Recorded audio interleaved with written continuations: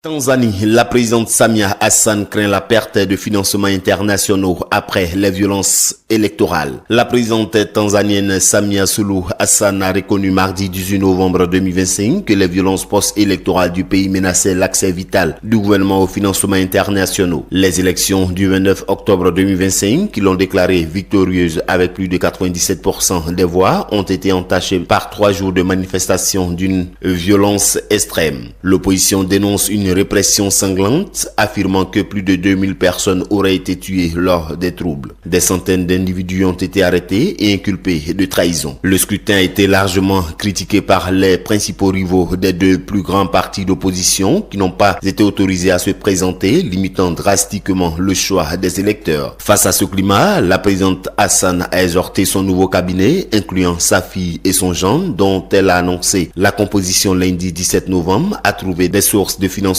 local pour les projets de développement. La Tanzanie, traditionnellement très dépendante des aides et prêts internationaux, risque de voir ses flux financiers se tarir en raison des accusations de répression. Et durant les violences, les jeunes ont manifesté leur colère en vandalisant bureaux de vote, postes de police et gares routières, allant jusqu'à incendier des véhicules. L'armée a dû être déployée pour maîtriser les émeutes. Malgré le retour au calme, après la prestation des serments de la dirigeante tanzanienne et sa promesse de rétablir la paix, les autorités continuent de traquer les figures clés de l'opposition, menant à de nouvelles arrestations pour trahison. Une délégation du Commonwealth, dirigée par le président du Malawi, Lazarus Chakwera, est attendue pour rencontrer les autorités, les partis politiques et la société civile. Cet effort intervient alors que ce pays, longtemps considéré comme un pôle de stabilité, fait face à de graves allégations de répression par des groupes de défense des droits de l'homme.